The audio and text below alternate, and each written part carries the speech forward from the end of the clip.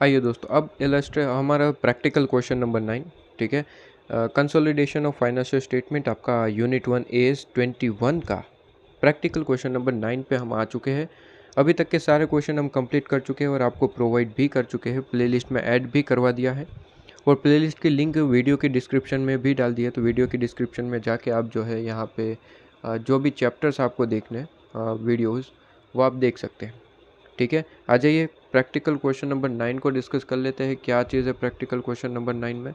कहता है practical question number 9 consolidation of financial statement का ए लिमिटेड एक्वायर करता है 1600 शेयर्स। कहता है 100 रुपये वाले हैं शेयर चाहिए, बी लिमिटेड के एक्वायर किए हैं। ठीक है, सिर्फ इतनी सी चीज़ें बोली है, तो इससे पता नहीं चलता कि सर आपके पास में ये होल्डिंग और सब्सिडी का रिलेशनशिप बना है या फिर नहीं, क्योंकि कितना परसेंट है ये अपने को अभी तक नहीं पता है। ठीक है, तो 1600 शेयर्स आपके पास में कहे गए हैं और आपके पास में कहा गया है कि ये ए लिमिटेड ने परचेज़ कर लिए है बी लिमिटेड के। ठीक है, कहता है ऑन 1 जुलाई 2001। ये थोड़ी सी दिक्कत देता है कि जब आपके पास में पूरे साल में बीच में कहीं आपने शेयर्स एक्वायर करे हैं तो बाइफर्केशन थोड़ा सा बन जाता है, तो थोड़ी सी कॉम्प्लिकेटेड यहाँ पे कैलकुलेशन हो जाती है, तो थोड़ा सा यहाँ पे ध्यान रखना पड़ता है और कुछ नहीं। कहता है ऑन 31 दिसंबर 2001 आपके पास में बैलेंस शीट की इन्फॉर्मेशन आपको गिवन है दोनों कंपनी की, ए लिमिटेड और बी लिमिटेड की। ठीक है, शेयर कैपिटल आपको दे रखी है, शेयर कैपिटल दे रखी है 2 लाख रुपए की, बी लिमिटेड की है 5 लाख। नोट नंबर 1 में आपको पता चल जाएगा। कहता है कि सर बी लिमिटेड के टोटल 2000 शेयर्स है, क्लियरली बोल रखा है। कहते हैं 2000 में से 1600 शेयर्स तो आपके पास में ए लिमिटेड ने परचेज़ कर लिए, तो अभी पता चल जाएगा कि ये कितनी परसेंट होल्डिंग है। कहते हैं कि 1600 आपने परचेज़ कर लिए और 2000 शेयर्स टोटल है, तो डिवाइड बाई 2000 शेयर्स। ठीक है, तो ये कितना परसेंट हो गया? 80% आपके पास में। 1600 डिवाइड बाई 2000 परसेंटेज करें तो 80% आपके पास में आ रहा है होल्डिंग। तो 80% है, ओबियसली ए लिमिटेड क्या बन गई सर? Holding company. और बी लिमिटेड की क्या बन गई सर? Subsidiary company. तो बी लिमिटेड सब्सिडरी हो गई, ए लिमिटेड होल्डिंग कंपनी हो गई। तो 80% शेयर होल्डिंग है, ये हमें पता चल गया है, ये हमने कैलकुलेशन कर लिया। ठीक है, अब आगे बढ़ते हैं।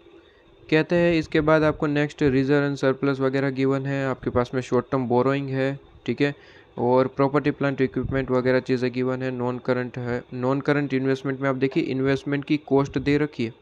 जो ए लिमिटेड ने बी लिमिटेड के शेयर्स परचेज करे ना 1600, तो 1600 शेयर्स परचेज करे, वो कितने में परचेज करे? तो कहते हैं 3,40,000। ठीक है, तो इन्वेस्टमेंट की कॉस्ट भी गिवन है आपके पास में, तो ये चीज़ आपको पता है। ए लिमिटेड की बैलेंस शीट में ये इन्वेस्टमेंट दिखता है। तो 1600 शेयर्स परचेस करे, 3,40,000 में परचेस करे। ये 100 रुपये क्या है? ये 100 रुपये तो इनकी फेस वैल्यू है कि 100 रुपये वाले शेयर्स को आपने परचेस करा, लेकिन कितने में करा वो बैलेंस शीट पे दिखता है आपके पास में 3,40,000। ठीक है, अच्छा, इसके बाद नीचे एडिशनल इन्फॉर्मेशन दे रखी है। प्रॉफिट एंड लॉस अकाउंट आपके पास में गिवन है। प्रॉफिट एंड लॉस अकाउंट आपको गिवन है बी लिमिटेड का। ठीक है, कहता है क्रेडिट बैलेंस शो कर रहा है 30,000 रुपीज़ का। कहता है ऑन आपके पास में कब का है? ये कहता है 1 जनवरी 2021 या फिर 2001 कह सकते हैं, 2031 कह सकते हैं, कोई भी है। तो कहता है कि 2001 मान के चलता हूँ, 2001 1 जन 2001 का ओपनिंग बैलेंस आपको दे रखा है 30,000। ओपनिंग बैलेंस क्यों कह रहा हूँ? क्योंकि आपको यहाँ पे क्लियरली बोल रखा है कि सर बैलेंस शीट कौन सी डेट की है? 31 दिसंबर की। इसका मतलब निकल के आता है सर ये बैलेंस शीट जो आपके पास में ईयर चलता है वो जैन टू दिसंबर चल रहा है। ठीक है, और जैन की इन्फॉर्मेशन मतलब कि सर ओपनिंग इन्फॉर्मेशन। ठीक है, इसलिए मैंने कहा कि आपके पास में P&L का ओपनिंग बैलेंस आपको गिवन है। ठीक है, ओपनिंग बैलेंस आपको गिवन है। इसके बाद कहता है आउट ऑफ विच, कहता है प्रॉफिट में से आउट ऑफ विच 10% हमने डिविडेंड डिक्लेयर करा था। कहता है पेड करा है 1 अगस्त को। ये थोड़ी सी दिक्कत दे देता है, यहाँ पे भी रेक्टिफिकेशन करना पड़ेगा। क्या रेक्टिफिकेशन करना पड़ेगा अभी देख लेंगे, कोई दिक्कत नहीं, सॉल्यूशन करेंगे। पहले क्वेश्चन अच्छे से रीड कर लेते हैं। इसके बाद कहता है ए लिमिटेड जो है वो क्रेडिट कर देता है ये डिविडेंड को जो रिसीव किया 10% बी लिमिटेड ने बांटा, तो ऑब्वियसली ए लिमिटेड को भी डिविडेंड मिला होगा। कितना डिविडेंड मिलेगा? सीधी सी बात है, टोटल डिविडेंड का 80% पार्ट ए लिमिटेड को मिल जाएगा, क्योंकि उनकी शेयर होल्डिंग 80% है। तो ये जो 80% डिविडेंड उन्होंने अमाउंट रिसीव करा, कहता है कि वो रिसीव करा वो आपने डाल दिया है P&L में। किसने सर? ए लिमिटेड ने। तो ए लिमिटेड ने इस चीज़ को कहाँ पे डाल दिया है? आपके पास में P&L में इन लोगों ने अमाउंट डाल दिया है, ठीक है। तो ये भी थोड़ा सा गलत कर दिया है। क्या गलत किया है अभी डिस्कशन करूँगा। इसके बाद कहता है प्लांट एंड मशीनरी की बात कर रहा है। Plant and machinery which stood आपके पास में 1,50,000 ऑन 1 जनवरी 2001, ठीक है। 1 जनवरी 2001 को ये 1,50,000 की अमाउंट आपके पास में है प्लांट एंड मशीनरी की, ठीक है। तो 1,50,000 की अमाउंट है और ये 31 दिसंबर की अमाउंट यहाँ पे दिख जाएगी आपके पास में बैलेंस शीट में। बी लिमिटेड में देखना, ठीक है। बी लिमिटेड की बात हो रही है तो बी लिमिटेड में देखना, ए लिमिटेड में गलती से मत देख लेना। तो बी लिमिटेड में मशीन कितने की है? 1,35,000 की। 30 कौन सा है आपके पास में ईयर? दिसंबर, 31 दिसंबर की बात कर रहा है। 31 दिसंबर को ये इतना अमाउंट है। तो यहाँ पे साथ साथ एक काम करते, थोड़ा सा डायग्राम टाइप ड्रॉ करके चलते तो ताकि चीज़ें थोड़ी सी क्लियर हो पाए आपके पास में, ठीक है। तो कहते हैं आपके पास में पूरे साल की इन्फॉर्मेशन कुछ इस तरीके से गिवन है आपके पास में कि अगर कहे सर यहाँ पे ईयर की स्टार्टिंग है और यहाँ से पूरा साल चलता जा रहा है, ठीक है। ये पूरा साल आपके पास में ईयर की स्टार्टिंग कहता है कि सर 1 जनवरी है, 1 जन आपके पास में, और ईयर का एंडिंग कहता है सर 31 दिसंबर आपके पास में है, ठीक है सर। और कहता है कि एक्वायर कब किया, सारी चीज़ें यहाँ पे लिख लेते हैं थोड़ा सा तो आपके डायग्राम टाइप आपके पास में अच्छा सा समझ आएगा। कहता है एक्वायर 1 जुलाई को करा है, ठीक है। तो बीच में, ठीक है, साल के एग्जैक्ट बीच में आपने जो है एक्वायर करा है कंपनी को, बी लिमिटेड को एक्वायर कर लिया, ठीक है। तो बी लिमिटेड को एक्वायर किया है आपके ने कब? 1 जुलाई को, ठीक है। 1 जुलाई को ये एक्वायर हो चुका है, ठीक है सर। ये चीज़ भी क्लियर है आपके पास में, ओके। अब यहाँ पे बात करते हैं जो चीज़ यहाँ पे कही गई। कहते हैं कि आपके पास में जो 1 जन है, 1 जन को यहाँ पे इन्फॉर्मेशन आपको ये देता है कि 1 जन की प्लांट एंड मशीनरी की इन्फॉर्मेशन है। 1 जन को एक प्लांट एंड मशीनरी है, ठीक है, प्लांट एंड मशीनरी है।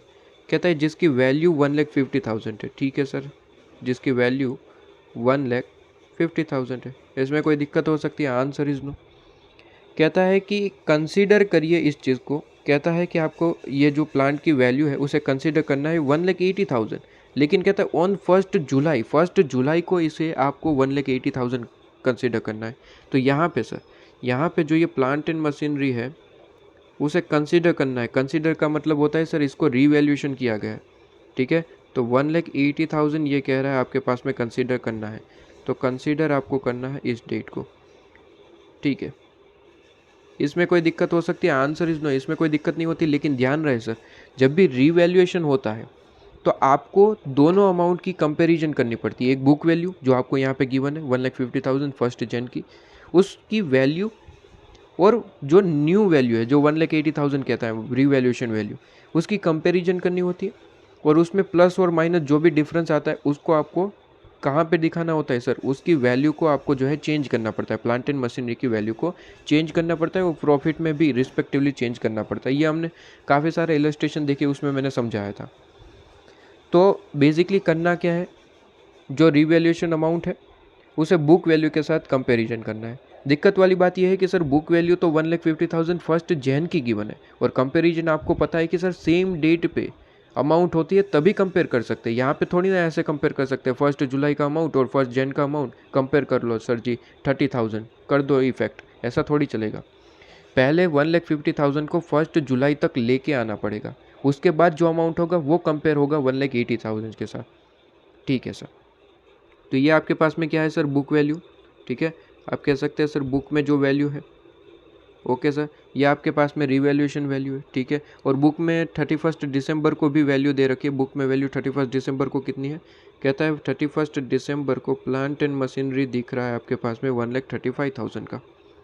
तो प्लांट एंड मशीनरी 1,35,000 का बुक में दिख रहा है 31 दिसंबर को, ठीक है। इतनी सी चीज़ें प्लांट एंड मशीनरी से रिलेटेड है।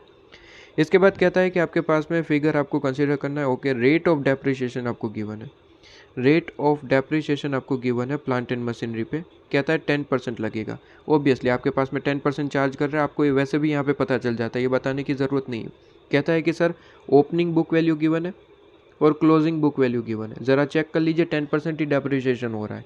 डेप्रिसिएशन कितना लगा सर? 1,50,000 माइनस 1,35,000, 15,000 का डेप्रिसिएशन लगा सर, तो 15,000 डिवाइड बाई 1,50,000 कर लो, 10% वैसे भी मिल जाएगा। तो ये लाइन देने की ज़रूरत नहीं थी, वैसे हम वैसे भी निकाल सकते थे कि डेप्रिसिएशन का रेट कैसा है, कितना है, ठीक है। वैसे उसने दे रखा है तो कोई बात नहीं है आपके पास में, कहता है कि सर रेट आपके पास में डेप्रिसिएशन कितना लगा है, 15,000 बुक वैल्यू के हिसाब से, ठीक है। तो 15,000 आपके पास में डेप्रिसिएशन लगा है। इस तरीके से हम थोड़ा सा ड्रॉ कर देते हैं कि सर यहाँ पे आपके पास में जो है, जो डेप्रिसिएशन लगा है वो 15,000 का लगा है, ठीक है। डेप्रिसिएशन 15,000 का लगा है, ठीक है, 15,000 का। ध्यान रहे सर, 15,000 में आपके पास में ये जो एक्वायर किया उससे पहले का पीरियड क्या होता है सर, प्री, उसके बाद का पीरियड क्या होता है सर, पोस्ट। तो 15,000 में भी प्री पोस्ट में बढ़ जाएगा सर, आधा आधा, 6 मंथ इस तरफ है, 6 मंथ इस तरफ है। तो सर 15,000 डिवाइड बाई 2 कह सकते हैं कि सर 7,500 प्री पीरियड का है। Answer is yes. डेप्रिसिएशन में 7,500 आपके पास में प्री पीरियड का है, और यहाँ पे 7,500 क्या है सर, 7,500 पोस्ट पीरियड का है। तो टोटल मिला के 15,000 माइनस हुआ है, और बुक वैल्यू में 135,000 आपके पास में लास्ट डेट को दिख रहा है, ठीक है। ये चीज़ आपके पास में क्लियर है, ओके। इसके बाद तो कोई चीज़ नहीं है, ओके, कोई चीज़ नहीं। अब डेप्रे आपके पास में 2 ही पॉइंट है आपके पास में, प्लांट एंड मशीनरी और डिविडेंड, इनकी इफेक्ट आपको देनी है, ठीक है, कोई दिक्कत नहीं है आपके पास में। चलिए, तो यहाँ पे थोड़ी सी यहाँ पे कैलकुलेशन कर लेते हैं। पहले मैं एक काम करता हूँ, यहाँ पे एक पेज इस तरफ ऐड कर देता हूँ, ओके, हाँ अब रेडी है, ओके। अब सबसे पहले क्या करना पड़ेगा सर, यहाँ पे क्वेश्चन ने क्या पूछा है, क्वेश्चन को थोड़ा सा देख लेते हैं, क्वेश्चन को रीड कर लेते हैं। आगे क्या था, कहता है कि सर कंसोलिडेटेड बैलेंस शीट आपको प्रिपेयर करनी है 31 दिसंबर की, ठीक है। कंसोलिडेटेड बैलेंस शीट प्रिपेयर कर देंगे, कोई दिक्कत नहीं है आपके पास में, ठीक है। आपके पास में यहाँ पे प्रिपेयर हो जाएगा consolidated balance sheet. Consolidated balance sheet जब भी प्रिपेयर करना है, मैंने हमेशा कहा है कि सर माइनॉरिटी इंटरेस्ट और कॉस्ट ऑफ कंट्रोल ये पहले कैलकुलेट करना है, ठीक है। माइनॉरिटी इंटरेस्ट और कॉस्ट ऑफ कंट्रोल पहले कैलकुलेट करना, उसके बाद ही सारी चीज़ें करना। तो यहाँ पे सबसे पहले वर्किंग नोट में चले जाना, और वर्किंग नोट में जाके आपको क्या करना है सर, माइनॉरिटी इंटरेस्ट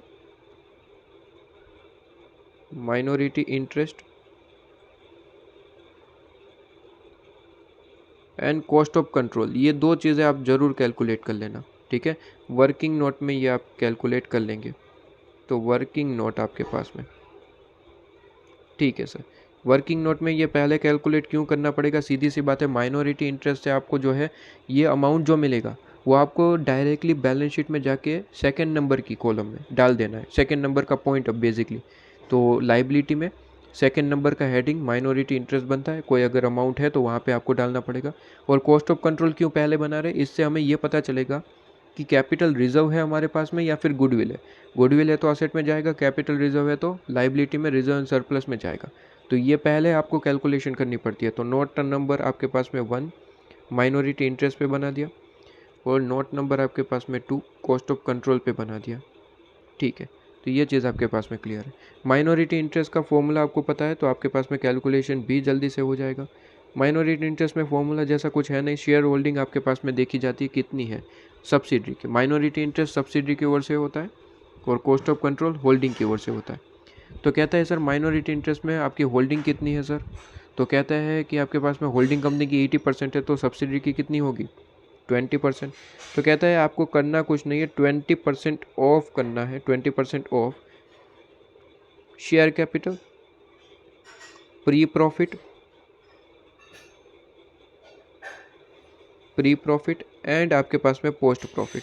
तो जितना भी प्रॉफिट है सब ले लेना है, प्री हो, प्रॉफिट हो, आपके पास में पोस्ट प्रॉफिट हो, माइनॉरिटी इंटरेस्ट में सारी चीज़ें आ जाती है। तो इन सब का आपको टोटल कर देना है, उसका 20% करना है आपके पास में, तो आपको क्या मिल जाएगा सर, माइनॉरिटी इंटरेस्ट मिल जाएगा। तो यहाँ पे अमाउंट लिख देंगे, जो भी आपके पास में होगा यहाँ पे लिख देंगे, ठीक है। और कॉस्ट ऑफ कंट्रोल आपके पास में कैसे मिलता है, कहता है कि ये होल्डिंग की ओर से बनता है, मतलब कि आपको करना होता है 80% ऑफ, यहाँ पे सिर्फ 2 ही चीज़ें हैं सर, कहता है शेयर कैपिटल लेना है और pre profit only sir, pre profit only. Post profit यहाँ पे कंसीडर नहीं होता, पोस्ट प्रॉफिट कंसीडर नहीं होता, इसलिए आपको पता है सर पोस्ट प्रॉफिट आपके पास में कहाँ चला जाता है, कंसोलिडेटेड बैलेंस शीट में, ठीक है। इलस्ट्रेशन में डिटेल में आपको पढ़ाया था मैंने, तो यहाँ पे कुछ डिटेल में वापस से पढ़ाने की ज़रूरत नहीं है, ठीक है। ये चीज़ आपके पास में क्लियर है। तो जल्दी से बस इसका अमाउंट पता चल जाए, काम ख़त्म। प्री प्रॉफिट और पोस्ट प्रॉफिट यहाँ पे पता लगाना होगा, लेकिन यहाँ पे क्या होता है कि सर साल के बीच में एक्विजिशन होता है। अगर साल के बीच में कहीं एक्विजिशन आपने कर रखा है तो उसके लिए थोड़ा सा वर्किंग नोट बनाना पड़ता है एक और। क्या सर? कहता है कि एनालिसिस ऑफ प्रॉफिट, ये वर्किंग नोट बनाना पड़ेगा, क्योंकि साल के बीच में होता है तो थोड़ी सी कॉम्प्लिकेशन बढ़ जाती है, तो इसके लिए वर्किंग नोट बनाना सही रहता है। तो एक और वर्किंग नोट आपके पास में बनेगा सर, 3rd नंबर का वर्किंग नोट, कहते हैं एनालिसिस ऑफ प्रॉफिट। और ये सबसे ज़्यादा इंपॉर्टेंट होता है, क्योंकि इससे ही आपको प्री प्रॉफिट और पोस्ट प्रॉफिट मिलेगा और उससे ही ये दो आप वर्किंग नोट पूरी कर पाएंगे। ठीक है, तो ये तो इम्पोर्टेंट है आपके पास में। कहता है एनालिसिस ऑफ प्रॉफिट, और ये किसका प्रॉफिट एनालिसिस कर रहे हैं सर? सब्सिडरी का। होल्डिंग की कोई ज़रूरत नहीं, होल्डिंग का तो डायरेक्ट कॉपी पेस्ट ही करना होता है कंसोलिडेशन में। तो एनालिसिस ऑफ प्रॉफिट किसका हो रहा है? सब्सिडरी का हो रहा है। ठीक है, चलिए सबसे पहले हम यहाँ पे फॉर्मेट बना लेंगे। वैसे इलस्ट्रेशन 1 में मैंने ये सारी चीज़ें, इलस्ट्रेशन 1 या फिर कहीं पे भी मैंने बता दिया ये फॉर्मेट, तो इसलिए डायरेक्ट मैं यहाँ पे कॉपी पेस्ट करता हूँ। पर्टिकुलर आपके पास में, ठीक है, पर्टिकुलर एंड आपके पास में pre profit and post profit. ठीक है, ये आपके पास में प्रॉफिट में प्री और पोस्ट अमाउंट लिख देंगे, काम ख़त्म करेंगे, ज़्यादा कुछ यहाँ पे दिक्कत आने वाली नहीं है। ठीक है, तो जल्दी से इस चीज़ को हम कंप्लीट कर देते हैं। आपके पास में कॉलम ड्रॉ कर देते हैं ताकि हमें कोई दिक्कत ना आए सॉल्यूशन करते वक्त। ठीक है,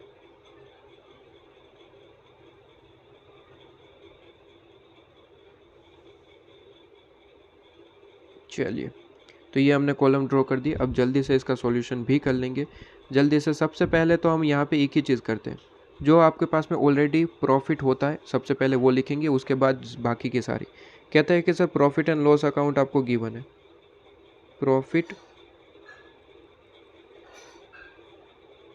एंड लॉस अकाउंट आपको गिवन है ना, तो प्रॉफिट एंड लॉस अकाउंट ही लिख लेते हैं सर, P&L अकाउंट। ठीक है, P&L अकाउंट में क्वेश्चन में अगर ध्यान से देखें तो क्वेश्चन में इंफॉर्मेशन है आपके पास में। सबसे पहले तो यहाँ पे वर्किंग में इंफॉर्मेशन, एडिशनल इंफॉर्मेशन में आपको ओपनिंग बैलेंस दे रखा है 30,000 का। तो प्रॉफिट एंड लॉस अकाउंट में 30,000 का ओपनिंग बैलेंस, ओपनिंग मतलब कि प्री।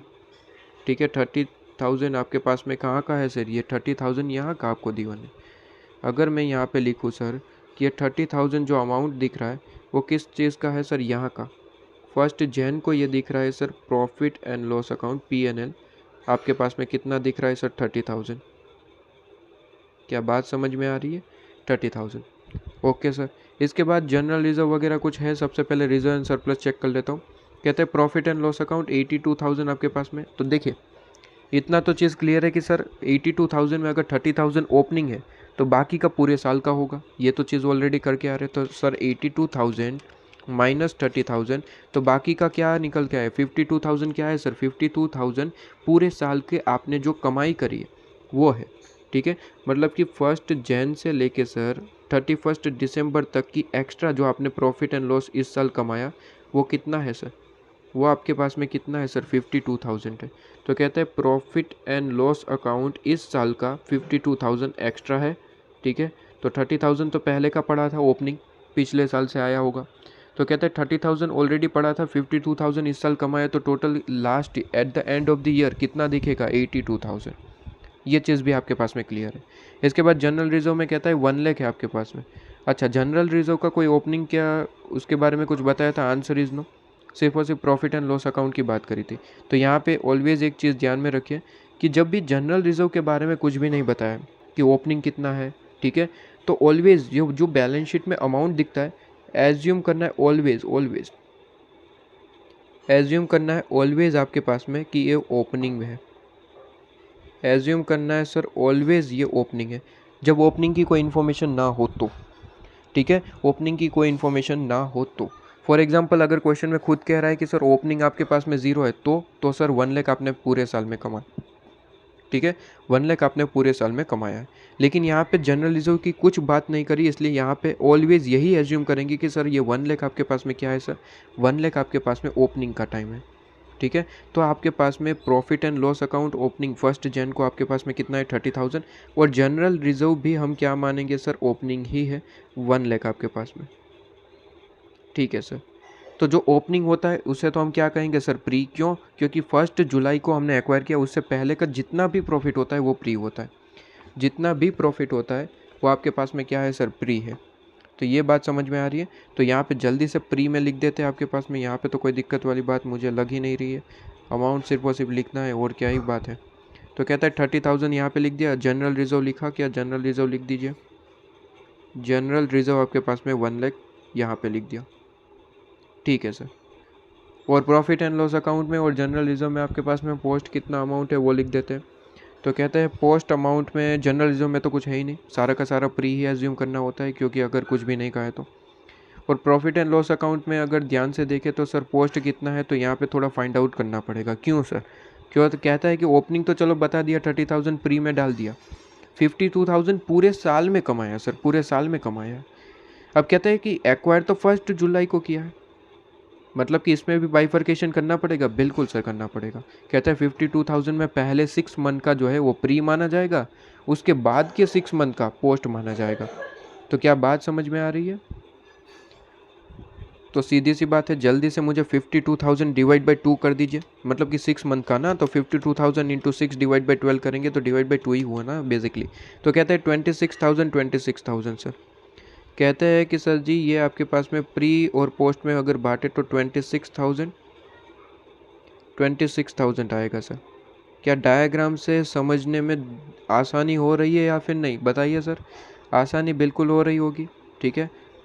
बहुत अच्छी तरीके से समझ आ रहा होगा डायग्राम से, ठीक है। तो प्री एंड पोस्ट में 26 जाएगा सर जी, 26 जाएगा। Okay sir. तो यहाँ पे 30,000 लिख दिया था सर जी, थोड़ा सा यहाँ पे 30,000 प्लस 26,000 करना था। ओके, कोई दिक्कत नहीं है आपके पास में। यहाँ पे 26,000 अलग से लिख देते हैं। ये 30,000 को आप एक काम करिए, थोड़ा सा आगे आ जाइए, ठीक है। और इसमें ही यहाँ पे मैं इस तरीके से दिखा देता हूँ 26,000, ठीक है सर। और यहाँ पे आप 26,000 चले जाइए। लो जी, ये काम भी ख़त्म हो गया आपके पास में, ये चीज़ भी आपके पास में ख़त्म हो जाती है। ठीक है सर, ये चीज़ भी आपके पास में ख़त्म हो जाती है। इसके बाद आगे बढ़े। प्लांट एंड मशीनरी में अभी भी आपके पास में काम ख़त्म कहाँ हुआ है सर, प्लांट एंड मशीनरी का अब तो काम शुरू करना है। अब 2 चीज़ें की आपको एंट्री करनी है बेसिकली, और आपके पास में एनालिसिस ऑफ प्रॉफिट का काम ख़त्म। 2 चीज़ें कौन सी सर? एक तो आपके पास में डिविडेंड, और एक आपके पास में प्लांट एंड मशीनरी। सबसे पहले काम कर लेते हैं, डिविडेंड का ही काम ख़त्म कर देते हैं। कहते हैं कि सर डिविडेंड आपने पहले कभी डिक्लेयर किया होगा जो आप पे कर रहे हैं, ठीक है। दिक्कत वाली बात यह है कि पे आप 1 अगस्त को कर रहे हैं। दिक्कत यहाँ पे आ रही है सर। क्यों दिक्कत यहाँ पे आ रही है? कहते हैं कि सर डिविडेंड तो पहले का है ना, कभी पिछले साल का हुआ होगा डिविडेंड, कहता है। तो डिविडेंड आपके पास में पिछले साल का है, पे कब कर रहे हो? 1 अगस्त में, ठीक है। 1 अगस्त को भी पे कर रहे हो, वो दिक्कत नहीं है। दिक्कत ये है कि सर 1 अगस्त जो है वो एक्विजिशन के बाद है, मतलब कि पोस्ट पीरियड है। 1 अगस्त क्या है पे सर? 1 अगस्त अगर आप यहाँ पे देखें तो 1 जुलाई के बाद 1 अगस्त आएगा सर, बिल्कुल। तो दिक्कत ये देता है सर कि 1 अगस्त अगर हम देखें तो 1 अगस्त यहाँ पे है, ठीक है। 1 अगस्त यहाँ पे है। दिक्कत यहाँ पे आती है कि 1 अगस्त अगर यहाँ पे है, ठीक है, तो आपने प्रॉफिट कौन सा यूज़ करा सर पोस्ट पीरियड का? बिल्कुल डिविडेंड यहाँ पे अगर आपने डिक्लेयर किया है तो प्रॉफिट यहाँ का यूज़ करा होगा, प्रॉफिट यहाँ से यूज़ करा सर, बिल्कुल प्रॉफिट यूज़। क्लियर है? अगर प्रॉफिट वहाँ का यूज़ करा है तो आपने गलती कर दी सर। डिविडेंड आपके पास में कौन सा है? प्री है, तो प्री पीरियड का प्रॉफिट यूज़ करना था, लेकिन ऐसा हुआ नहीं। कहता है कि सर 10% डिविडेंड बांटा है 1 अगस्त को, तो 1 अगस्त को आपने 10% डिविडेंड बांटा, तो डिविडेंड के लिए जो प्रॉफिट यूज़ करा वो प्रॉफिट आपने यूज़ करा होगा पोस्ट का। कि यहाँ पे गलती कर दी ना, पोस्ट का नहीं यूज़ करना था, प्री का यूज़ करना था, प्री प्रॉफिट यूज़ करना था। आपने गलती करके क्या कर दिया सर? सब कुछ ख़त्म कर दिया, ठीक है। तो यहाँ पे थोड़ी सी आपने दिक्कत कर दी क्रिएट, तो ये भी आपने गलत कर दिया, तो सही करना पड़ेगा। तो सही कैसे करेंगे सर? सीधी सी बात है, जितना भी प्रॉफिट है, ठीक है, जितना भी प्रॉफिट है आपके पास में, पोस्ट में से मैं माइनस कर दूंगा सबसे पहले तो, ठीक है। पोस्ट में से आपके पास में क्या करेंगे सर, पोस्ट में से सबसे पहले तो जो डिविडेंड, सॉरी माइनस नहीं, ऐड कर देंगे, क्योंकि डिविडेंड आपने बांटा है तो प्रॉफिट कम हो गया होगा, वापस से ऐड बैक करना पड़ेगा। पहले मुझे बता दीजिए डिविडेंड कितना बांटा है, कहता है 10% है। कितने का होगा सर, फेस वैल्यू का, डिविडेंड ऑलवेज फेस वैल्यू। तो कितनी कैपिटल है, कहता है 2 लाख है, ठीक है। तो 2 लाख का 10% कितना बांटा सर, 20,000 डिविडेंड बांटा आपने, ठीक है। अब 20,000 की ट्रीटमेंट ज़रा समझिएगा, 20,000 बांटा आपने पोस्ट पीरियड में, मतलब कि पोस्ट पीरियड का जो प्रॉफिट है वो आपने यूज़ कर लिया, जो कि नहीं करना था, प्री का यूज़ करना था आपको, तो ये गलती कर दी। तो अब क्या करेंगे सर, रेक्टिफिकेशन कैसे करेंगे, 20,000 प्रॉफिट जो है वो ऐड कर देंगे, 20,000 जो डिविडेंड अमाउंट यहाँ से आपने काटा था यहाँ पे ऐड बैक करेंगे, और प्री पीरियड में जाके 20,000 क्या कर देंगे सर, माइनस कर देंगे, ठीक है। तो पोस्ट पीरियड में 20,000 लेस कर देंगे, प्री पीरियड में आपके पास में, पोस्ट पीरियड में ऐड कर देंगे, प्री पीरियड में लेस कर देंगे, तो सही एंट्री करना है बस। तो कहते हैं कि सर आपके पास में डिविडेंड की एंट्री करनी है, डिविडेंड आपके पास में, डिविडेंड में ऐसा है कि सर पोस्ट पीरियड में से आपने लेस कर दिया, जो कि गलत किया, वापस से ऐड बैक करो, क्योंकि डिविडेंड तो प्री पीरियड का है, तो प्री पीरियड में से माइनस होना चाहिए था, तो यहाँ से माइनस करो, पोस्ट पीरियड में ऐड बैक करो, ठीक है सर। तो ये आपके पास में डिविडेंड का काम खत्म हो जाता है। अब प्लांट एंड मशीनरी पे आ जाते हैं sir, plant and machinery, plant and machinery, कहता है प्लांट एंड मशीनरी में थोड़ी सी बड़ा पॉइंट यहाँ पे दे दिया है, ठीक है, थोड़ा सा कॉम्प्लिकेटेड करने की भी कोशिश करी गई, आइए देख लेते, कोई दिक्कत नहीं है। कहता है कि सर डायग्राम में अगर हम अच्छे से देखें तो ऐसा है कि प्लांट एंड मशीनरी की रिवैल्यूएशन करी गई है, और रिवैल्यूएशन में भी ऐसा है कि 1 जन का आपको जो है इन्फॉर्मेशन गिवन है, बुक वैल्यू कितना है सर, 1,50,000। इसके बाद 1 जुलाई की तो रिवैल्यूएशन आपको करी गई, तो रिवैल्यूएशन अमाउंट गिवन है 1,80,000, और 31 दिसंबर की बुक वैल्यू ऑल्सो गिवन है। तो बुक वैल्यू 2 डेट की गिवन है, 1 जन की भी गिवन है और 31 दिसंबर की बुक वैल्यू भी गिवन है। और इससे हमने ये भी पता लगा लिया था कि सर डेप्रिसिएशन का रेट 10% होगा, वैसे तो क्वेश्चन में गिवन था लेकिन पता लगा लिया था, और डेप्रिसिएशन 15,000 बन रहा था, जिसमें हमने कहा कि सर डेप्रिसिएशन पहले 6 मंथ का 7,500 बनेगा और दूसरे 6 मंथ का 7,500 बनेगा। क्यों ऐसा बाइफर्केशन करना पड़ा, क्योंकि हमें यहाँ पे डेप्रिसिएशन को भी प्री एंड पोस्ट में बांटना था। हालांकि हमने जो एक्वायर किया वो 1 जुलाई को करा, इसलिए पहले 6 मंथ यहाँ पे और दूसरे 6 मंथ यहाँ पे, तो पोस्ट एंड प्री में बांटना पड़ा, ताकि हमें पता लगे कि भाई 15,000 में प्री का डेप्रिसिएशन कितना है, पोस्ट का डेप्रिसिएशन कितना है, ठीक है। अब दिक्कत वाली बात यह थी कि जब आप रिवैल्यूएशन करते हैं ना, मैंने ऑलवेज आपको बताया कि सर रिवैल्यूएशन करते हैं तो आपको बुक वैल्यू और जो आपकी न्यू मार्केट वैल्यू निकल के आई 1,80,000 यहाँ पे है, उसको कंपेयर करना होता है, और कंपेयर करके जो भी डिफरेंस आ रहा है उसको एनालिसिस ऑफ प्रॉफिट में ऐड और लेस करना पड़ता है। तो कहते हैं यहाँ पे भी वही करना पड़ेगा, सीधी सी बात है, अगर रिवैल्यूएशन हुआ है तो यहाँ पे कंपैरिजन करनी पड़ेगी, लेकिन कंपैरिजन तो तब होगी जब एक डेट को दोनों चीज़ें गिवन हो। कहता है कि सर ये तो 1,50,000 गिवन है, लेकिन 1 जन की इन्फॉर्मेशन है, ये 1,80,000 तो हमने रिवैल्यूएशन कब किया, जब एक्वायर करते हैं, ओबियसली रिवैल्यूएशन तो तभी होता है जब एक्वायर होता है, तो ये तो आपके पास में बिल्कुल करेक्ट आपके गिवन है। अब मुझे क्या करना पड़ेगा, सीधी सी बात है, इसको तो चेंज कर नहीं सकते, आपने रिवैल्यूएशन करके 1 जुलाई को ये अमाउंट निकाला, तो अब क्या करें सर, बुक वैल्यू को एक काम करिए, जो 1 जन को दिख रही है उसको 1 जुलाई के लेके आइए, 1 जुलाई को लेके आइए। तो कैसे लेके आएंगे, सीधी सी बात है, इतने टाइम का 1 जन से जुलाई तक का डेप्रिसिएशन माइनस कर दीजिए, तो क्या आ जाएगा सर, 1 जुलाई का अमाउंट आ जाएगा, सीधी सी बात है, सिंपल सी बात है। तो कहते हैं कि सर 1,50,000 1 जुलाई तक का तो डेप्रिसिएशन ऑलरेडी कैलकुलेट कर चुके हैं 7,500, तो 1,50,000 माइनस 7,500 आपके पास में यहाँ पे अमाउंट आ जाएगा सर, ये बुक वैल्यू जो है यहाँ पे, ये जो 1,50,000 ये क्या बन गया सर, 1,50,000 यहाँ पे बन गया आपके पास में डेप्रिसिएशन माइनस होके 142,500, 1,42,500 बन गया। लो जी, काम ही ख़त्म हो गया। तो 1,42,500 आपके पास में ये बन चुका है और काम ख़त्म हो चुका है। अब बस आप कंपैरिजन कर लीजिए, क्या ही दिक्कत है, ठीक है। अब आप यहाँ पे कंपैरिजन कर लीजिए, यहाँ पे अब कोई दिक्कत नहीं है, 1,80,000 के साथ कंपैरिजन हो जाएगी, क्योंकि सेम डेट पे है आपके पास में। ये क्या है सर, बुक वैल्यू, और ये क्या है सर, मार्केट वैल्यू, आपने जो वैल्यू बेसिकली निकाली, ठीक है। तो यहाँ पे दोनों की अब कंपैरिजन हो जाएगी, ठीक है। लीजिए, काम ख़त्म। अब जो भी आपके पास में डिफरेंस आ रहा है एनालिसिस ऑफ प्रॉफिट में डाल दीजिए। सर कहते हैं कि सर वैसे बुक वैल्यू आपकी कितनी है 1,42,500 की, आपको कंसीडर कितना करना है सर 1,80,000। प्लांट एंड मशीनरी की वैल्यू बढ़ गई सर। अगर असेट की वैल्यू बढ़ जाती है तो प्रॉफिट इंक्रीज करना होता है, सीधी सी बात है, बचपन में पढ़े, इलस्ट्रेशन पार्ट में पढ़े हैं सर, ठीक है। तो कहता है कि सर 37,500 का डिफरेंस आ रहा है, मतलब कि इतना फ़ायदा हो गया आपके पास में, इतना फ़ायदा हो गया 37,500 का। तो क्या करेंगे, फ़ायदा हो रहा है तो ऐड करेंगे, प्रॉफिट में जाके ऐड कर दीजिए। और plant and machinery pre period से ही अवेलेबल है, मतलब कि ये प्री पीरियड का ही है, देख लीजिए सर प्री पीरियड का है। तो 37,500 प्री पीरियड में जाके ऐड कर दो सर, कौन सी बड़ी बात है। कहते हैं 37,500 आपके पास में प्री पीरियड में जाके क्या कर दिया सर, ऐड कर दिया, सॉरी ऐड करना है, ठीक है। और यहाँ पे कुछ नहीं है, तो ये चीज़ आपके पास में क्लियर हो जाती है। बिल्कुल सिंपल सा पॉइंट है आपके पास में, कोई दिक्कत देने लायक नहीं है, ये चीज़ आपके पास में क्लियर। अच्छा, डिविडेंड में भी हमने बाइफर्केशन करना भूल गए, डिविडेंड में भी हमें थोड़ा सा देखना पड़ेगा, 1 मिनट ज़रा। डिविडेंड में भी आपको थोड़ा सा बाइफर्केशन करना पड़ेगा, वो मैं अभी बताता हूँ। ये सही अभी आपने एंट्री करी है, कोई दिक्कत नहीं है। डिविडेंड में थोड़ा सा यहाँ पे मार्क कर लूँगा, उसको भी टाइम वैल्यू में बदलना पड़ेगा ना, तो बेसिकली यहाँ पे भी आपके पास में अभी समझाता हूँ डिविडेंड का क्या पॉइंट है, ठीक है सर।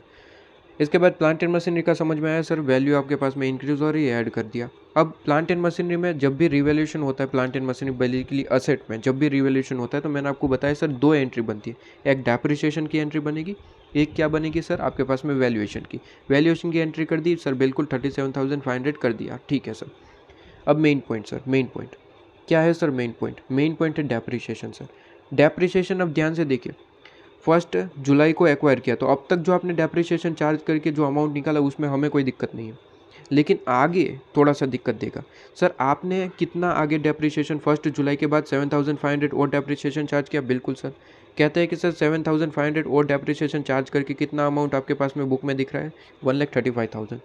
यहाँ पे हमको दिक्कत है सर, क्या दिक्कत है। कहते हैं कि सर वैल्यूएशन करके आपने जो है 37,500 करके आपने वैल्यू सही दिखा दी सर, बिल्कुल 1,80,000 करवा दी, 1,80,000 करवा दी वैल्यू, ठीक है। अब डेप्रिसिएशन तो सर इस पे लगेगा 1,80,000 पे, मेरी बात समझे, डेप्रिसिएशन तो अब इस पे लगेगा क्योंकि वैल्यू अब यहाँ पे सही कर दिया आपने। 142,500 था, उसमें आपने 37,500 ऐड करवा दिया। देखो ऐड करवाने से क्या हो गया सर, आपने वैल्यू सही करवा दी, बेसिकली 1,80,000 करवा दी वैल्यू। बुक में 142,500 दिख रहा था, 37,500 और ऐड करवा दिया तो 1,80,000 करवा दिया। अब डेप्रिसिएशन किस पे लगता है सर, वैल्यू पे। वैल्यू कितनी है सर, 1,80,000 हो गई है, तो इस पे डेप्रिसिएशन लगेगा इंटू 10% सर, इंटू 10%। और 6 मंथ का ही डेप्रिसिएशन लगेगा क्योंकि 1 जुलाई से 31 दिसंबर, तो इंटू 1/2 या फिर 6/12 कर सकते हैं। तो कहते हैं 1,80,000 इंटू 10% इंटू 6/12 करें तो आपके पास में 9,000 आ रहा है सर। मतलब कि सर क्या कहना चाहता है ये चीज़ कहना चाहता है डेप्रिसिएशन 9,000 चार्ज करना था, आपने ऑलरेडी कितना किया हुआ है 7,500 चार्ज करके ये बुक वैल्यू दिखा दी, तो गलत किया सर। आपने 7,500 ही सिर्फ और सिर्फ माइनस करा, बाकी आपके पास में माइनस करना कितना था 9,000, कितना अभी माइनस करना बाकी है सर। कहते हैं 9,000 तो चार्ज करना था, कितना किया 7,500 ही माइनस किया डेप्रिसिएशन, तो और कितना करना पड़ेगा सर 1,500, 1,500 आपको और डेप्रिसिएशन चार्ज करने की ज़रूरत है, और ये पोस्ट पीरियड की बात है। तो कहते हैं कि सर डेप्रिसिएशन आपके पास में कितना 1,500 और चार्ज करना है, और चार्ज मतलब कि डेप्रिसिएशन तो एक्सपेंस है, माइनस होता है, और माइनस करना है। 9,000 करना था, आपने तो 7,500 या इस पर रूल करा है, ठीक है। तो और 1,500 कर दिया तो आपका हो गया ना अब 9,000, तो अब सही वैल्यू दिखने लगेगी, ठीक है सर। अब सर यहाँ पे जो डिविडेंड का कुछ पॉइंट बता रहे थे सर, डिविडेंड का पॉइंट बता दीजिए। हाँ, डिविडेंड का पॉइंट बता रहे थे। देखिए डिविडेंड का पॉइंट ऐसा है सर कि डिविडेंड तो आपके पास में प्री है, बिल्कुल सर प्री है। पे भले आपने 1 अगस्त को किया है, लेकिन पूरे साल का डिविडेंड है ना सर, बिल्कुल पूरे साल का है। अब पूरे साल का डिविडेंड है, मुझे बात बताइए सर, पूरे साल का डिविडेंड है 20,000, 20,000 आपने बांटा सर डिविडेंड, बिल्कुल पूरे साल का है सर, बिल्कुल।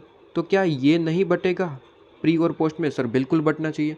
ये 20,000 में सर प्री 6 मंथ का होगा 6/12, और बाकी का सर 6/12 किसका होगा सर, सीधी सी बात है आपके पास में किसका होगा सर, ये होगा पोस्ट पीरियड का, तो सर यहाँ पे हमने जो रेक्टिफिकेशन सबसे पहले किया, ये क्या किया था, ये रेक्टिफिकेशन किया है, अभी बाइफर्केशन नहीं किया सर, ये रेक्टिफिकेशन किया। रेक्टिफिकेशन क्या किया सर, पोस्ट में जो चार्ज किया था उसको सही करा है बस। अब इसकी सही एंट्री तो करनी पड़ेगी। ये तो हमने सिर्फ प्रॉफिट को एडजस्ट करा है, अब डिविडेंड की एंट्री तो बाकी है सर। ये हमने क्या किया सर, प्रॉफिट को एडजस्ट किया, प्रॉफिट को सही किया बेसिकली। डिविडेंड की एंट्री तो सर बाकी है, डिविडेंड की एंट्री करनी पड़ेगी, बिल्कुल करनी पड़ेगी सर आपके पास में। तो कहते हैं कि सर डिविडेंड आपके पास में कैसा होना चाहिए सर, डिविडेंड आपके पास में होना चाहिए था यहाँ पे 10,000, यहाँ पे 10,000, इस तरीके से होना चाहिए था। टोटल बन जाएगा सर 20,000। क्या बात समझ में आ रही है सर, क्या बात समझ में आ रही है? 20,000 इस तरीके से बनना चाहिए था, लेकिन हुआ क्या सर, थोड़ी सी गलती हो गई। कहता है कि सर आपने पेड करा और इसी चीज़ में थोड़ा सा यहाँ पे लोचा कर दिया। तो सबसे पहले तो हमने क्या करा सर, सबसे पहले ये चीज़ को हमने रेक्टिफाई करा, डिविडेंड को। अब डिविडेंड के अमाउंट का एंट्री करेंगे सर। ये तो प्रॉफिट, डिविडेंड यहाँ पे लिख सकते हैं प्रॉफिट एडजस्टमेंट, आप ये ऐसा लिखिए ताकि आपके पास में दोनों याद रहे सर। प्रॉफिट एडजस्टमेंट सिर्फ और सिर्फ यहाँ पे एंट्री करिए, डिविडेंड की एंट्री तो अब होने वाली है सर। कहता है कि सर डिविडेंड, और डिविडेंड टोटल 20,000 बांटा है सर। तो 20,000, 10 यहाँ का है, 10 वहाँ का है सर। 10,000 यहाँ पे, 10,000 यहाँ पे। क्या बात समझ में आ रही है? तो इससे आपको क्या मिल जाएगा सर, ये इससे आपके पास में प्री एंड पोस्ट प्रॉफिट जो है वो कितना कितना है वो चीज़ मिल जाएगी सर। प्री एंड पोस्ट आपके पास में प्रॉफिट कितना कितना है वो चीज़ आपके पास में मिल जाएगी। ठीक है, तो यहाँ पे जल्दी से इसका टोटल लगा लीजिए। तो आपके पास में क्या चीज़ हो जाएगी, आपके पास में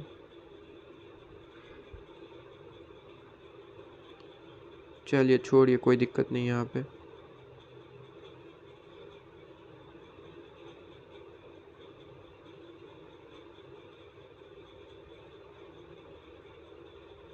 ठीक है, कहता है कि सर इसका टोटल लगा लीजिए, आपके पास में काम खत्म हो जाएगा। तो लगाइए टोटल 30,000 प्लस 26,000, ये 26 है यहाँ पे ध्यान रखिएगा, प्लस आपके पास में 1 लाख माइनस 20,000 प्लस 37,500 प्लस 10,000।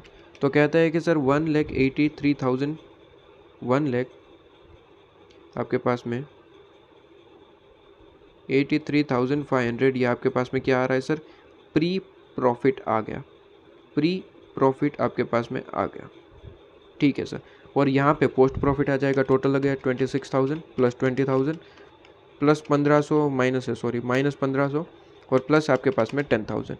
तो इसका टोटल कितना आ रहा है ये ज़रा बता दीजिए मुझे यहाँ पे आपके पास में। अच्छा एक मिनट, यहाँ पे 20 जो है वो माइनस करना है, ठीक है, 20 माइनस रखना दोस्त। 20 माइनस क्यों करना है, सीधी सी बात है, देखिए 20 तो आप ऑलरेडी यहाँ पे ऐड कर चुके हैं आपके पास में, तो 20 ऐड कर चुके हैं तो आपको यहाँ पे लेना था तो 10, अल्टीमेटली आपके पास में 10 बन जाएगा। ठीक है, यहाँ पे वापस से इस चीज़ को यहाँ पे बताते हैं। पहले मुझे इसका टोटल बता दीजिए, टोटल कितना आ रहा है यहाँ पे, 26, 20, 1,500 माइनस करेंगे, 10 माइनस करेंगे, तो आपके पास में आई थिंक टोटल जो है वो 34,500 आएगा, ये पोस्ट प्रॉफिट। ठीक है सर, ये पोस्ट प्रॉफिट। अब डिविडेंड का वापस से एक बार समझा देता हूँ, ठीक है, वैसे कोई दिक्कत वाली बात नहीं है आपके पास में, सिंपल सा पॉइंट है आपके पास में। क्या कहता है सर डिविडेंड का पॉइंट, सिंपल सा पॉइंट समझिएगा। कहते हैं कि सर यहाँ पे ऐसा है कि डिविडेंड पे करा 1 अगस्त को और वो पे कर दिया आपने सर 20,000। ठीक है सर, 1 अगस्त को आपने पे करा और पे कर दिया 20,000, तो गलत कर दिया सर। ठीक है, हमने कहा कि सर ये प्री आपके पास में पिछले साल का डिविडेंड है तो प्री प्रॉफिट में से माइनस होना चाहिए था।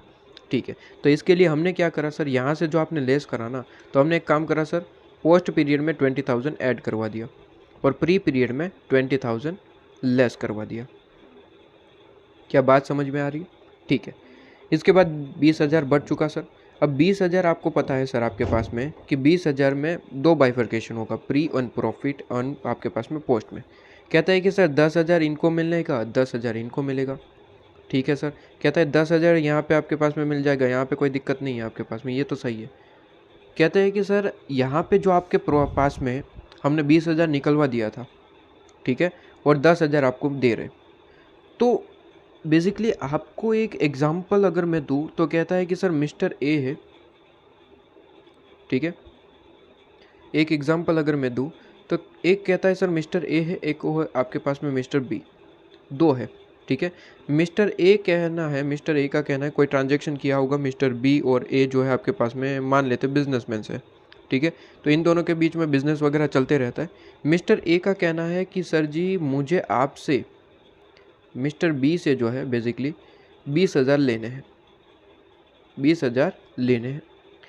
बी का ये कहना है कि सर मुझे जो है ए से मुझे जो है 10,000 लेने हैं, बेसिकली 10,000 लेने हैं। तो आप मुझे बताइए ए को 20 लेने हैं और बी को 10 लेने हैं। तो अल्टीमेटली यहाँ पे आप क्या 20 लेंगे और फिर 10 देंगे, ऐसा करेंगे, या फिर आप प्रोफेशनल वर्क करेंगे? सर प्रोफेशनल वर्क करेंगे, क्या करेंगे सर? सीधी सी बात है, ए कहेगा कि सर देख, मिस्टर बी को कहेगा कि देख मिस्टर बी, यहाँ पे बेसिकली मेरे को तेरे पास से 20,000 लेने हैं। मिस्टर बी कहेगा बिल्कुल, और तुझे मेरे पास से 10,000 लेने हैं। सर बिल्कुल। तो अल्टीमेटली एक काम कर देना, तू एक काम कर, मुझे सिर्फ और सिर्फ 10,000 दे दे, काम ख़त्म कर दे, ठीक है। 10,000 दे दे, 10,000 काट के 10,000 दे दे, काम ख़त्म हो जाएगा सर। यहाँ पे भी बिल्कुल वैसा ही है। कहता है कि देख, प्री पीरियड और पोस्ट पीरियड में दोनों में झगड़ा हो गया। पोस्ट पीरियड का कहना है कि सर 20,000 मेरे से क्यों काटे, प्री पीरियड का काम था, ठीक है। प्री पीरियड का ये आपके पास में काम था। पोस्ट पीरियड ने कहा कि सर 20,000 मेरे से क्यों काटे। कहता है 20,000 मुझे देने हैं तेरे को। प्री पीरियड को पोस्ट पीरियड कह रहा है, पोस्ट पीरियड ये कहता है कि सर 20,000 तुझे मुझे देने हैं। तो प्री पीरियड ने भी कहा कि हाँ जी बिल्कुल सही है, मुझे 20,000 तुझे देने, तो ये आपके पास में 20,000 दे देता हूँ। उसके बाद जैसे ही डिविडेंड आपके पास में बटा, तो कहता है कि सर जी आपके पास में डिविडेंड भी लेना है। 20,000 आपके पास में देने हैं और 10,000 लेने हैं। 20,000 देने हैं, 10,000 लेने हैं, ठीक है। 20,000 देने हैं और 10,000 लेने हैं। कैसे सर आपके पास में? कहते हैं कि सर जी आपके पास में ज़रा ध्यान से देखा जाए तो 20,000 तो चलो आपको प्री प्रॉफिट, आपके पास में पोस्ट प्रॉफिट को प्री प्रॉफिट से लेने हैं, तो 20,000 ये ले लिया आपने, ठीक है सर। कहते हैं 10,000 देने किस बात के? सीधी सी बात है, समझिए। 10,000 इस साल पे करा, सर बिल्कुल 10,000 इस साल पे करा। कहते हैं कि सर जी 10,000 इस साल पे करा, तो यहाँ पे 20 आपके पास में, सॉरी 20,000 आपके पास में पूरे का पूरा डिविडेंड पे करा आपने, ठीक है सर। प्री पीरियड भी यही कहेगा ना, सिर्फ 20,000 पूरा मैं क्यों लूँ, 20,000 पूरा मेरे से क्यों काटेंगे सर? 10,000 ये भी देना चाहिए, 10,000 ये भी देना चाहिए। तो कहता है कि चलो ठीक है, 20,000 मेरा बनता है, आपने कहा कि सर प्री पीरियड का है वगैरह वगैरह चीज़ें, लेकिन पे तो इस साल हुआ, ठीक है। तो प्री पीरियड ये कह रहा है कि सर 10,000 तुमसे लेना है, ठीक है। तो अल्टीमेटली अगर मैं ये भी कह दूं कि सर 10 लेना है और 20 आपके पास में देना है, तो 10 लेना है और 20 देना है, तो अल्टीमेटली एक काम करो ना सर, अल्टीमेटली एक काम करो ना, 20 तुमको देना है और 10 मुझे लेना है, तो एक काम करता हूँ मैं 10 दे देता हूँ तुझे, मैं 10 दे देता हूँ तुझे, काम ख़त्म हो जाएगा, काम ख़त्म हो जाएगा। या फिर दूसरा, इसी चीज़ को आप दूसरी तरीके से कर सकते हैं कि आप पूरा पूरा लिखिए कि 20 मुझे देना है, 20 सबसे पहले दे दूंगा। प्री पीरियड क्या करेगा सर? 20 दे देगा, ये ले तेरे 20। इसके बाद जो डिविडेंड पे कर रहे हैं तो 10 तो तेरे हिस्से में भी आएगा, डिविडेंड से प्रॉफिट कम होता है। कहता है 10 तो तू भी मुझे दे, तो कहता है 10 मुझे दे दे। तो इस तरीके से भी 10 आप कर सकते हैं, ठीक है। सिंपल सा पॉइंट है आपके पास में, कोई दिक्कत वाली बात नहीं है। बेसिकली डिविडेंड जब बांटा गया तो दोनों में बटेगा, प्री और पोस्ट में, सीधी सी बात है। तो प्री और पोस्ट में बांटा गया, इसलिए आपके पास में ये 10-10 बढ़ गया आपके पास में, तो 10 भी यहाँ पे मिलने हैं, यहाँ पे भी 10 है। लेकिन ऐसी बात है कि सर प्री पीरियड को 10 पोस्ट पीरियड से लेने पड़ेंगे, क्योंकि 20 देने थे, 10 लेने हैं। तो अल्टीमेटली आप नेट अमाउंट 10 लिख दो, या फिर आपके पास में 20 ऐड करें तो 10 माइनस करके 10 लिखवा दो। तो यहाँ पे हमने वही चीज़ करी। कहते हैं कि सर जी आपके पास में 20 और 20 को एडजस्ट करा सबसे पहले, और फिर बात आई सर डिविडेंड को बांटने की। तो डिविडेंड में को बांटने की पता चला, तो सर कहता है कि 20,000 बांटना है और 20,000 पूरे साल का है, पोस्ट और प्री में बांटना पड़ेगा सर, 10 इसके 10 उसके। तो कहता है कि सर 20 तो मुझे तुझे देने हैं, 10 लेने हैं, तो अल्टीमेटली एक काम करना 10 कर दे, 10 कर दे इस, या फिर आपके पास में पूरा पूरा लिखे 20 और 10 माइनस, ठीक है। तो इस तरीके से आपके पास में काम हो जाएगा। तो यहाँ पे आपके पास में प्री प्रॉफिट और पोस्ट प्रॉफिट बन जाएगा। क्लियर है आपके पास में? बस प्री और पोस्ट मिल चुका है, अब ये दोनों आपके पास में ख़त्म हो जाएंगे सर। शेयर कैपिटल कितनी है? शेयर कैपिटल तो क्वेश्चन में ही दे रखते हैं, वो हमें थोड़ी ना कैलकुलेशन करनी है। कहता है शेयर कैपिटल कितनी है, और शेयर कैपिटल भी किसकी सर? बी लिमिटेड की देखनी है। 2 लाख रुपए सर, 2 लाख आपके पास में ये शेयर कैपिटल है। तो यहाँ पे लिख दिया सर ये 2 लाख आपके पास में 2 लाख। सर प्री प्रॉफिट कितना अभी अभी निकाला सर? प्री प्रॉफिट 1,83,500 है, तो 1,83,500। और पोस्ट प्रॉफिट कितना है सर? पोस्ट प्रॉफिट है 34,500, तो 34,500 आपके पास में, 34,500, 34,500। ये पूरा 100% अमाउंट, लेकिन इसका 20% लेना है, तो सबका टोटल करके उसका 20% कर दो।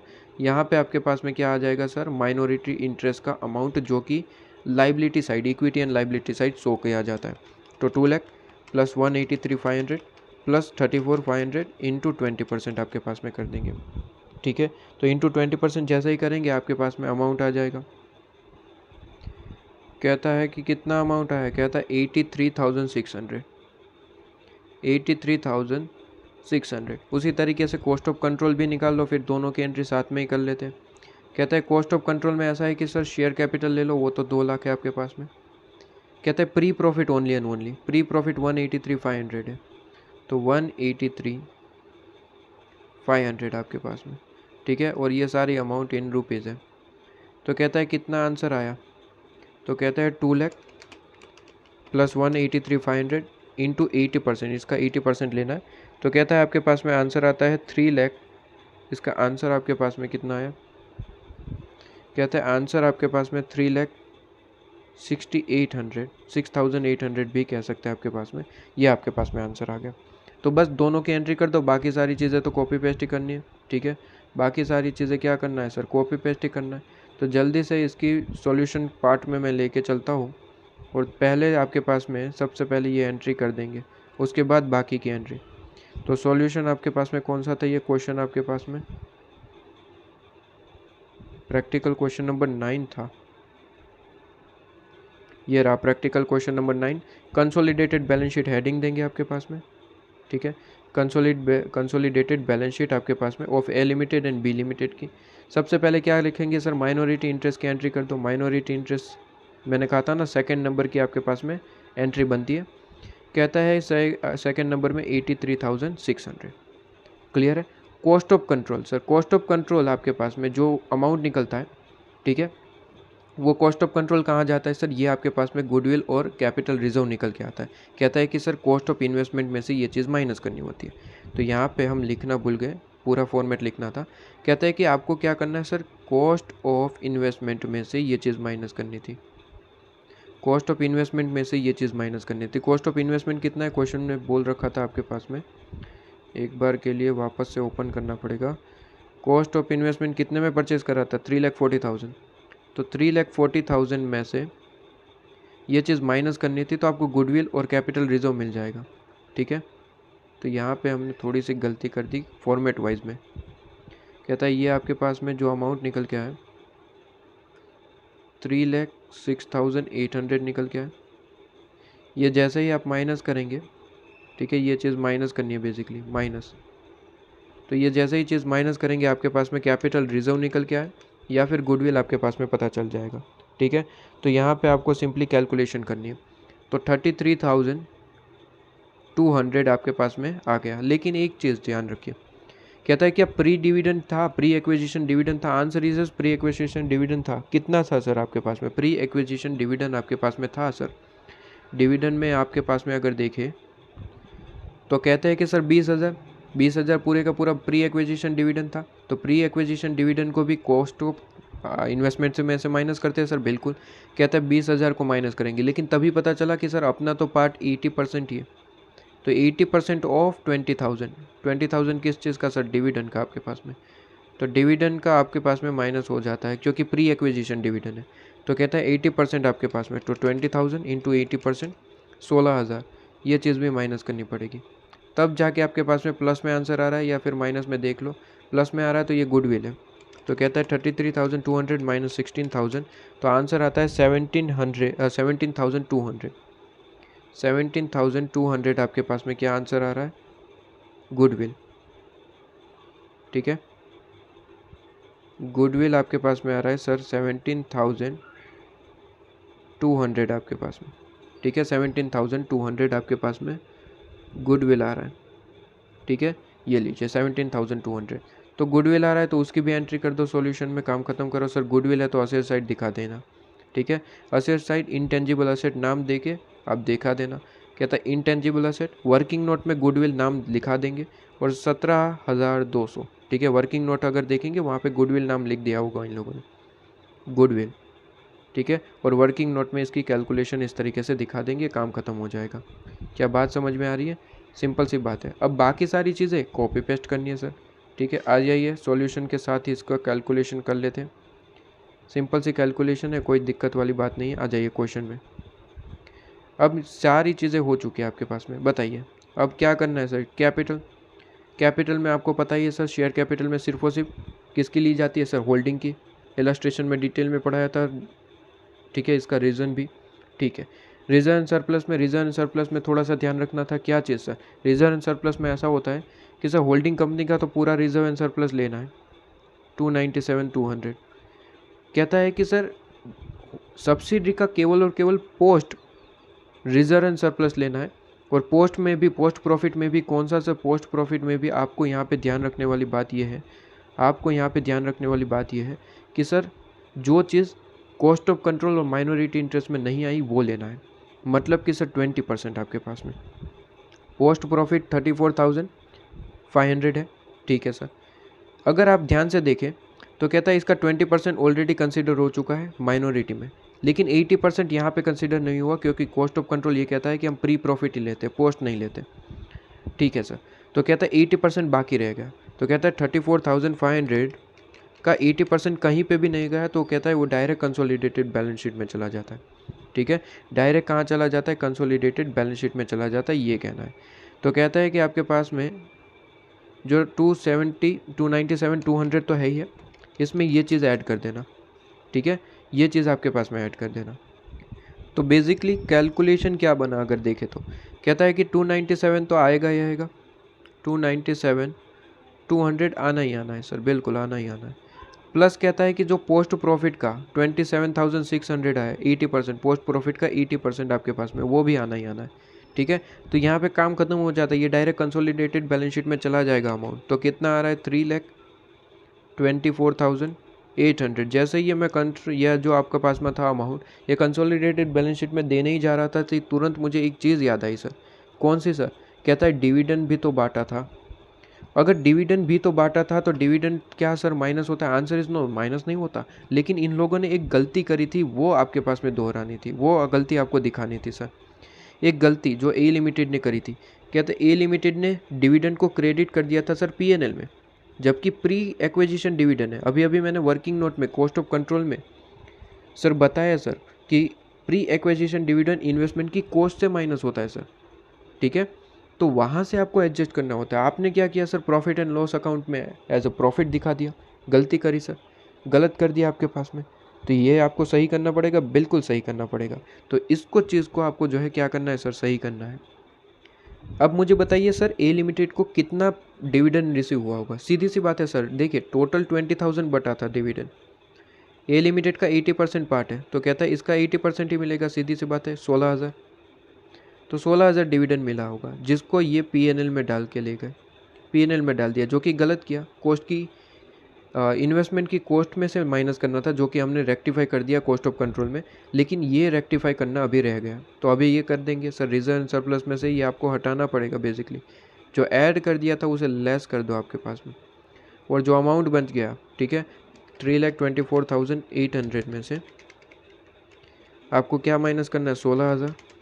तो आपके पास में क्या आ गया सर? 3,08,800। ये आपको कंसोलिडेटेड बैलेंस शीट में लेके जाना है। यहाँ पे देखिए ये चीज़ आपको दिख रही है, क्लियर है सर एकदम? आपके पास में आगे बढ़ते चलिए, ये चीज़ आपके पास में हो गई।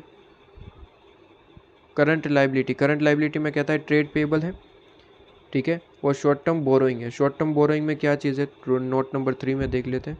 कहता है बैंक ओवरड्राफ्ट, उसको भी हमने कोई चेंज नहीं करा है, तो एज इट इज़ आपको कॉपी पेस्ट करना है। कहता है 47,100 प्लस 17,400 यहाँ पे लिख देंगे, और यहाँ पे 80,000, यहाँ पे कुछ नहीं है तो 80,000 आपके पास में। जो चीज़ में चेंज हुआ ही नहीं वो तो टोटल करके आपको जो है क्या करना है, कॉपी पेस्ट। ठीक है। प्रॉपर्टी प्लांट इक्विपमेंट में, हाँ प्रॉपर्टी प्लांट इक्विपमेंट में प्लांट एंड मशीनरी में चेंजेस किया था ना दोस्त, तो यहाँ पे थोड़ी सी दिक्कत देखिए। देखिए लैंड एंड बिल्डिंग में कोई चेंजेस नहीं है तो वो तो कॉपी पेस्ट करना है आपके पास में, वो आपके पास में क्या करना है सर, कॉपी पेस्ट। बस यहाँ पे चीज़ है ध्यान रखना, यहाँ पे भी 2,40,000 यहाँ पे पेन चेंज कर लेते हैं। कहता है कि ये लैंड एंड बिल्डिंग में कोई फ़र्क नहीं है तो ये कॉपी पेस्ट करना है। 1,80,000 प्लस 150 करिए एक बार, 180 लाख और 1,80,000 प्लस 1,50,000, तो ये आपके पास में 3,30,000 यहाँ पे लिख देता हूँ। देखिए 3,30,000 तो आना ही आना है, उसमें हमने कोई चेंजेस किया ही नहीं है तो कॉपी पेस्ट ही करना है। प्लस प्लांट एंड मशीनरी में थोड़ा सा ध्यान रखना। कहते हैं 2,40,000 में क्या कोई चेंजेस करा, answer is no. Holding company में कोई चेंजेस नहीं करा तो 2,40,000 तो आना ही आना। ठीक है सर।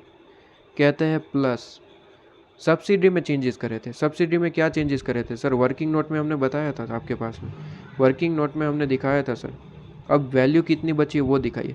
कहते हैं कि सर 1 जुलाई को वैल्यू 1,80,000 था, जिसमें से हमने 9,000 डेप्रिसिएशन हटाया था, तो 1,80,000 माइनस 9,000 आपके पास में कितना वैल्यू बचा है सर। बी लिमिटेड के पास की वैल्यू की बात करें सर, बी लिमिटेड की वैल्यू की बात करें आपके पास में, सॉल्यूशन में था ना, यहाँ पे वैल्यू कितनी बची है सर, वैल्यू आपके पास में 171,000 की बची है। ठीक है, 171,000 ऐड कर देंगे सर। ठीक है सर, आपके पास में ये चीज़ भी क्लियर है, तो लगा दो, टोटल आपके पास में आंसर आ जाएगा। ठीक है, कितना आएगा, 7,41,000 आएगा आपके पास में। लगा लो एक बार, टोटल चेक कर लीजिए आपके पास में। ठीक है, चलिए ये चीज़ भी आपके पास में क्लियर। इसके बाद क्या है सर, नॉन करंट का काम हो गया तमाम। इसके बाद यहाँ पे आपके पास में, अच्छा नॉन करंट ये भी है आपके पास में। नॉन करंट में क्या था, 3,40,000 इन्वेस्टमेंट। अच्छा ये तो आपके पास में कॉस्ट ऑफ कंट्रोल में चला जाता है, तो इसकी कोई एंट्री नहीं बनती कंसोलिडेटेड में, क्योंकि ये चीज़ डायरेक्ट कहाँ पे कंसिडर हो जाती, कॉस्ट ऑफ कंट्रोल में। ठीक है, तो यहाँ पे कंसोलिडेशन में नहीं आता। कंसोलिडेशन में अलग से वो चीज़ आएगी जो कहीं पे भी कंसिडर नहीं हुई है। ठीक है सर, ये मैंने इलस्ट्रेशन पार्ट में डिटेल में आपको पढ़ाया था। ठीक है, इसके बाद आपके पास में करंट असेट में क्या था, इन्वेंट्री। इन्वेंट्री में क्या कोई चेंजेस करे थे, आंसर इज नो, तो यहाँ पे टोटल करके लिख देना सर। इसके बाद ट्रेड रिसीवेबल, ट्रेड रिसीवेबल में क्या कोई चेंजेस करे थे, आंसर इज नो। ठीक है, तो टोटल करके लिख देना। इसके बाद कैश एंड कैश इक्विवेलेंट में कोई चेंजेस करें, आंसर इज नो, आपके पास में टोटल करके लिख देना। 14,500 प्लस 8,000 आपके पास में, तो यहाँ पे 22,500। ठीक है, टोटल करोगे दोनों के आंसर मैच हो जाएंगे।